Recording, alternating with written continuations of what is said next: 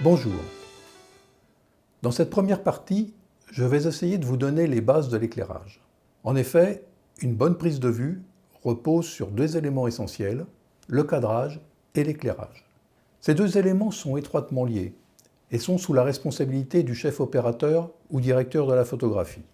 La position des sources lumineuses, ainsi que leur nombre et leur intensité, vont donner l'ambiance de la scène. La fonction primordiale de la lumière est d'obliger le spectateur à détecter les éléments les plus importants contenus dans l'image.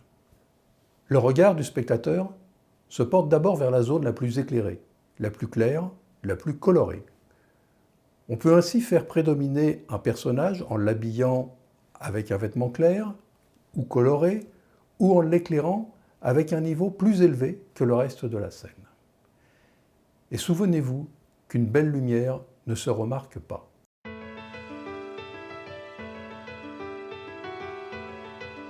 Pour commencer, il faut bien avoir en tête qu'il existe deux types de lumière, qui dépendront de la taille et de la distance de la source. Premier type de lumière, la lumière dirigée ou lumière dure. C'est une source concentrée et généralement assez éloignée. Elle est contrastée, accentue les imperfections du visage.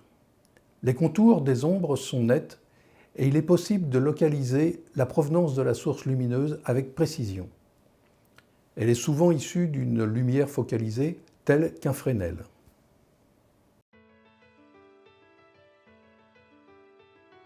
Deuxième type de lumière, la lumière diffuse ou lumière douce. C'est une source plus large et plus on la rapproche du sujet, plus la lumière sera enveloppante. Elle est peu contrastée, les contours des ombres sont moins visibles et sa provenance n'est pas déterminée. Elle peut être issue d'une source diffuse comme une boîte à lumière, une boule chinoise, un diffuseur ou un réflecteur. Une exception, le soleil. C'est un disque d'un très grand diamètre, donc une source large, mais il est placé à une telle distance qu'il agit comme une source concentrée et donne une lumière dure.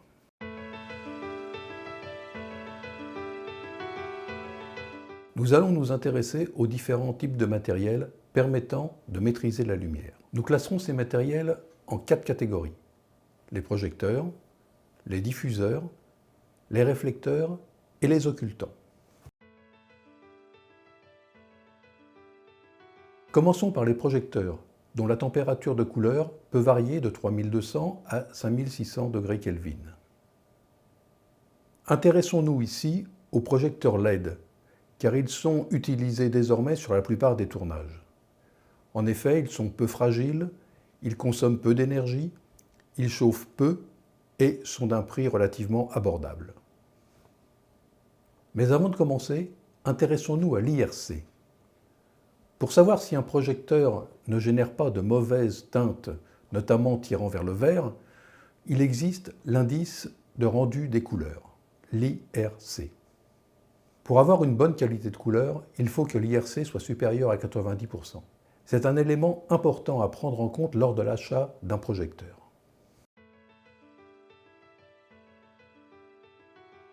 Les torches. Elles se placent généralement sur la caméra. La lumière est relativement diffuse. Attention de ne pas éblouir votre sujet et placez si possible la torche au-dessus de lui. Les projecteurs. Ils peuvent avoir une puissance importante, ici de 300 watts, et peuvent générer de la lumière brute avec un bol ou de la lumière diffuse avec une boîte à lumière.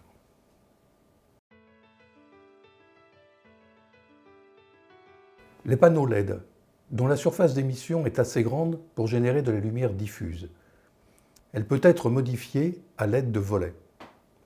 Les projecteurs et les panneaux LED sont équipés de régulateurs et ils vous permettront ainsi de parfaitement doser la quantité de lumière dont vous avez besoin.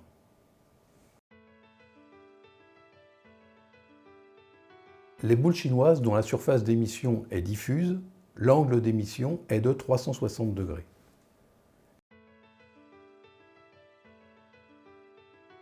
Les Fresnel, dont la surface d'émission est ponctuelle, vont, quant à eux, générer de la lumière dure.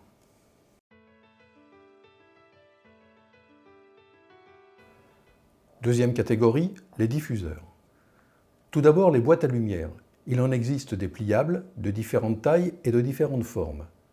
Elles sont translucides et se placent sur le projecteur. Sur ces boîtes à lumière, on peut rajouter des grilles nids d'abeilles. Elles permettent de donner plus de contraste et renforcent les ombres. Autre diffuseur, les panneaux. Il en existe également des pliables, de différentes tailles et de différentes formes. Ils sont généralement intégrés aux panneaux réflecteurs. Afin de créer une lumière indirecte, on peut utiliser des réflecteurs.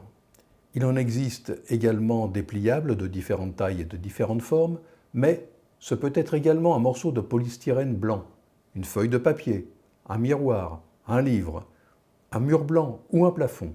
Ils peuvent être blancs pour une réflexion douce, argentés sans modification de la couleur ou dorés pour réchauffer la lumière. Et pour terminer les occultants, ce sont des objets qui occultent la lumière directe. Ils sont noirs et peuvent être des panneaux noirs, des draps noirs ou intégrés à des réflecteurs pliables.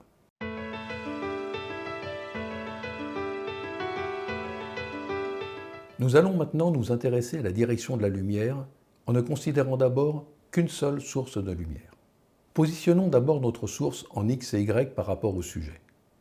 En fonction de la position de la caméra, on aura un éclairage face, dans l'axe de la caméra, un éclairage contre, à l'opposé de l'axe de la caméra, un éclairage latéral, à 90 degrés de l'axe de la caméra, et toutes les autres variantes, 3/4 contre droit, 3/4 contre gauche, 3/4 face droit, 3/4 face gauche, latéral droit, latéral gauche.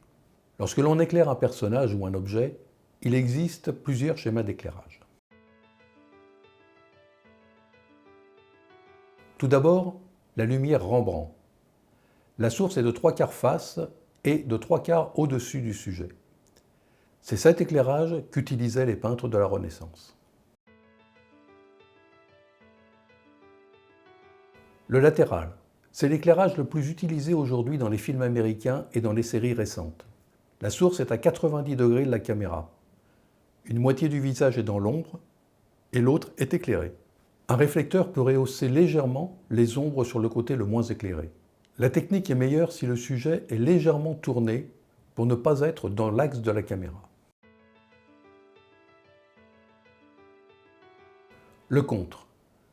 Cet éclairage est également très utilisé à Hollywood. La source est une lumière brute, placée derrière le personnage et légèrement en hauteur, de façon à dessiner la silhouette. Le visage est dans l'ombre. Là encore, un réflecteur peut rehausser légèrement le premier plan. Le flat ou face. La source est de face et au niveau des yeux du sujet. Cet éclairage élimine les défauts du visage, mais rend un aspect plat, sans contraste et peu esthétique. Le top-down. La source est au-dessus du sujet. Elle symbolise l'éclairage d'un plafonnier. Un réflecteur placé en dessous peut éclairer le sujet. Le bottom. La source est en dessous du sujet. Ce type d'éclairage donne une impression d'angoisse, voire d'horreur.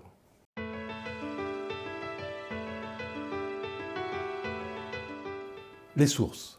On parle de source et non pas de projecteur, car une source peut être un projecteur, une lampe de chevet, un lampadaire, un réverbère, des phares de voiture, le soleil, une fenêtre, etc. Si l'ambiance de la scène le nécessite, on utilisera une ou deux sources, voire aucune, ou à contrario, des sources annexes pour éclairer par exemple un détail de l'arrière-plan ou donner l'ambiance.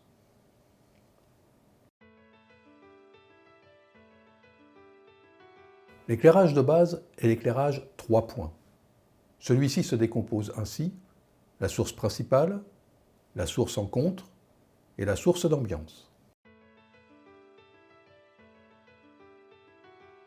La source principale, ou K-Light, c'est une source d'une puissance P que l'on place généralement de 3/4 face par rapport au sujet.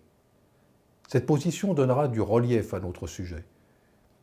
Elle est souvent réalisée avec une boîte à lumière, avec ou sans nid d'abeille, ou un panneau LED. La source en contre, ou backlight, c'est une source d'une puissance P, identique à la source principale, que l'on place de 3/4 d'eau par rapport à notre sujet. En fonction du champ de la caméra, elle se situera à 90 ou 180 degrés de la source principale. Cette position permet de décoller le sujet de l'arrière-plan. Elle est souvent réalisée avec un projecteur de type Fresnel. La source d'ambiance ou fill light, c'est une source de puissance inférieure aux deux autres sources que l'on place de 3/4 face par rapport à notre sujet à 90 degrés de la source principale. Elle permet de gommer les ombres et finit d'éclairer notre sujet. Elle peut être réalisée soit par un projecteur avec un diffuseur, soit avec un réflecteur. Retenez que l'éclairage 3 points est l'éclairage idéal pour les interviews en intérieur. Pour les fictions, on placera la caméra de deux manières différentes par rapport à l'éclairage du sujet. Soit en éclairage direct, on cadre le sujet du côté le plus éclairé. Soit en éclairage inversé, on cadre le sujet du côté qui est dans l'ombre. C'est ce type d'éclairage qui est à privilégier dans les fictions.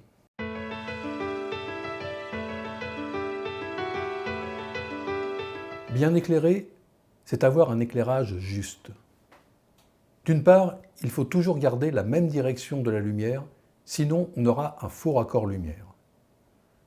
D'autre part, il faut toujours justifier les sources. Une fois l'éclairage d'une scène mis en place, il faut supprimer les sources une à une et voir si elles sont vraiment nécessaires. Parlons d'abord du contraste.